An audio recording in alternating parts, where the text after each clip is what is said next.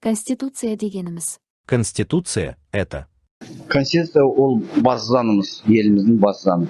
Основной закон республики. Это что-то, наверное, важное, особенно для страны. Но это основной закон нашей республики. Конституция дегеніміз біздің заң ғой, әртүрлі заңдарды барлық жиынтығын конституция деп атаймыз. Конституция – это прописанные законы нашей страны.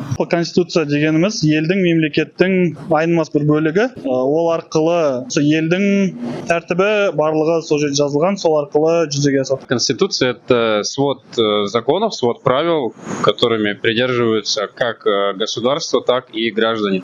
Перечень сводок законов каких-то, порядок страны. Мен ойымша конституция дегеніміз ол бүкіл халықтың бір заңға бағынатын заңдары. Конституция – это свод правил, которые нужно соблюдать каждому жителю. Конституция – это закон, устав, который распоряжает единые правила для всех. Конституция – это такое, можно сказать, правило внутри страны, которое каждый гражданин, уважающий свою страну, должен соблюдать. Мен ойымша конституция деген ол мемлекеттегі негізгі заңдар жинағы. Азаматтардың конституциялық құқықтарын атаңыз.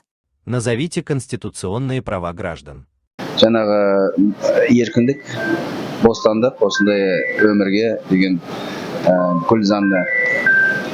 Конституционное право на образование, на работу, на свободу слова, много прав. Есть право на жизнь, есть право на бесплатную учебу. Право на жизнь, право на защиту, право голоса, право на жилье, на медицину, на образование. То есть право на мои свободы. Оқуға, кез келген жерге өмір сүруге, кез келген жерде наған жерде тұруға, кез келген наған заттарды алуға деген сияқты. Право на жилье, на работу, не знаю, на то, чтобы честно работать. Медициналық құқықтарым бар. Заңды тұрғыда осы елдің азаматы ретіндегі құқықтарым бар. То есть я имею право на бесплатную медицину, я имею право, ребенок мой на бесплатное образование, то есть, все такие вот привилегии в плане бесплатного. Права на выбор. Право слов, наверное. Право на свободу слова. Біз еркін өзіміз жүре аламыз, еркін сөйлей аламыз. Бүкіл осы Қазақстан жері, ол халықтың, адамдардың жерлері саналады. Право на свободу. Каждый гражданин имеет право на свободу, значит и в Конституции тоже это будет прописано. Право свободы – самое главное право. Свобода слова. Негізі Қазақстан Республикасында Конституцияда адамдардың құқықтары туралы көп нәрсе жазылған.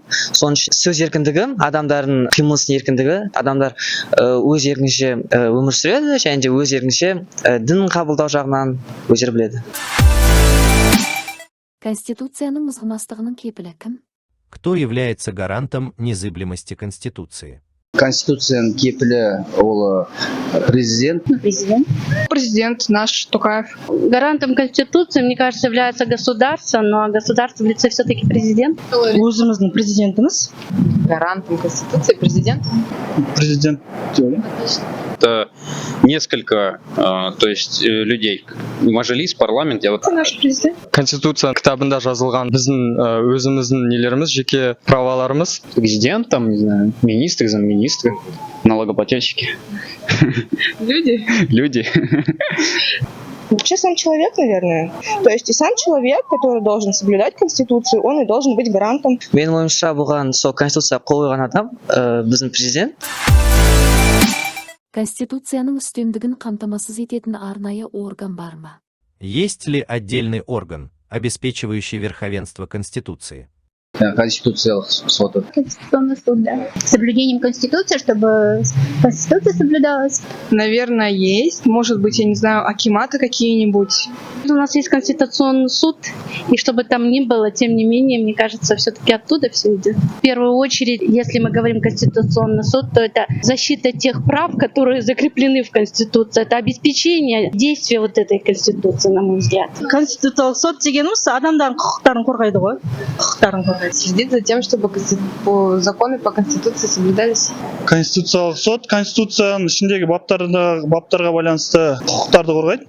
Соған байланысты заңды тұрғыда істерді қарастырады.